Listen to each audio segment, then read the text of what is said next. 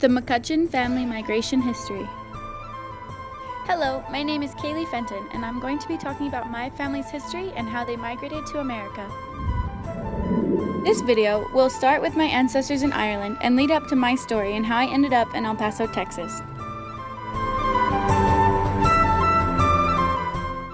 My first ancestor to cross the Atlantic was John Wood McCutcheon.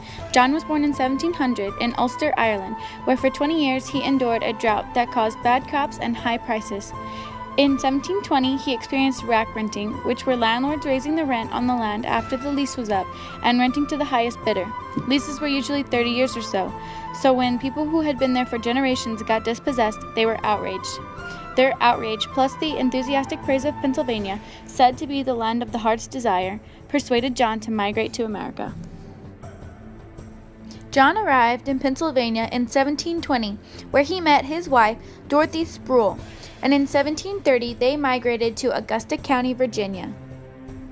In 1738, they had their eldest son, Samuel. Samuel grew up to be a captain in the Augusta militia during the American Revolution. Samuel married Elizabeth Fulton in 1757, and they had a son, James H. McCutcheon, in 1764 in Virginia. James grew up in Middlebrook, Virginia, and married Elizabeth Hunter on November 15, 1786.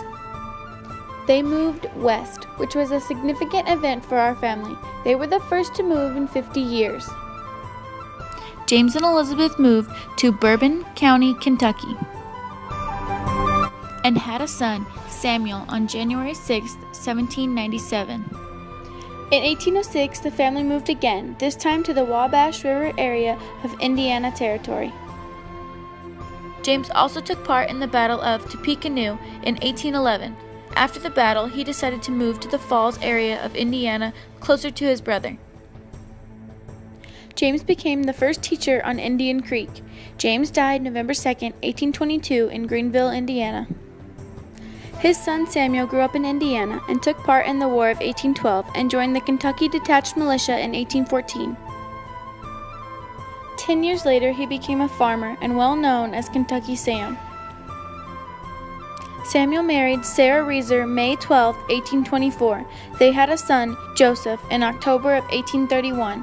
Samuel died April 26, 1867 in Floyd County, Indiana.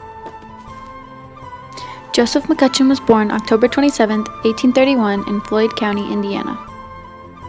He married Mary Jane Fender on February 26, 1857 in Lawrence County, Indiana. They had a son, William Irving McCutcheon, in June of 1873. The family moved to Bollinger County, Missouri between 1873 and 1876. Joseph died April 13, 1916 in St. Francis, Missouri. William Irving McCutcheon was born June 10, 1873 in Bedford, Indiana. He married Julia Alpha Lutz in 1904 and had a child, William Ivan McCutcheon, in 1928 in Bismarck, Missouri. William Irving died February 20, 1947 in Bismarck, Missouri. William Ivan McCutcheon was born May 4, 1928 in Bismarck, Missouri. He was a master mason and a carman for Union Pacific Railroad. He married Wilma Jerlene McClanahan August 14, 1948, and they had a son, Kenneth Paul, in 1949.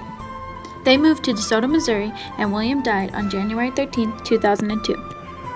Kenneth Paul McCutcheon was born December 8, 1949 in Bonne Terre, Missouri. Kenneth is a Vietnam veteran and worked for Union Pacific Railroad for many years. He married Nancy Marie Couch on December 3, 1971. These are my grandparents. They had a daughter, Sherida K. McCutcheon, in 1972. These are my grandparents, and luckily they're still alive today. My mother, Sherida K. McCutcheon, was born November 28, 1972 in Crystal City, Missouri.